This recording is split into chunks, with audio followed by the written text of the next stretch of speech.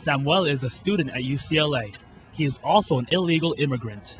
I remember going home and asked my mom, do I have a social security number, permanent resident number? And she said no. Because he's an immigrant, he asked that we not use his real name. Samuel is a first-year student studying molecular cell and developmental biology. Because of his undocumented status, he cannot take out student loans or apply for financial aid. I literally, when I walked, I had to hold on to something or else I was gonna fall.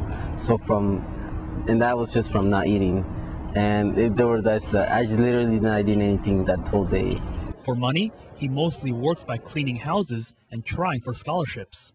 After the UC system raised its tuition last fall, Samuel couldn't afford it, so he became a part-time student. They're not eligible for financial aid, they're not eligible for student loans, and so they have to pay for everything out of their own pocket, living expenses, books, tuition, and mostly they come from low-income families. California is one of 10 states to allow in-state tuition to illegal immigrants. But a bill going through the House right now seeks to end that practice. Here at UCLA and all across the UC system, out-of-state tuition is 3 times the cost of in-state tuition. That makes up a difference of more than $20,000 every year. The bill looks to change the Illegal Immigration Reform and Responsibility Act of 1996. For me, I need to pay in-state tuition because that's the only way how I can afford tuition here. Sandra Lomelin is an organizer for the Tea Party movement. Her family came from Mexico legally, and she says school should only be for those here legally. And they're illegal?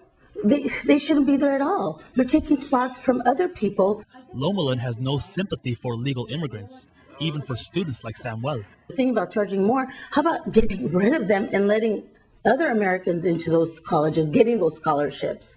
You know, if they have money, great. They should be in their country studying. Samuel wanted to apply for permanent residency as a teenager until he found out the documents and fees were too expensive for his family. I had to find out everything by myself, and at the end I realized that there was no path for me because I didn't have the money.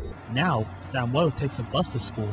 It's a 3-hour ride and he passes the time by studying. After he graduates, he doesn't think he'll be done with school.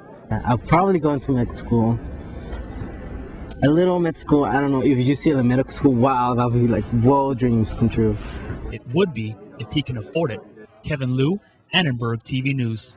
To asking him, but now, and then my tia, I did ask my tia, but my tia doesn't have it. And the thing is, like, at the other school, like where I went to community college, like they would let you take out some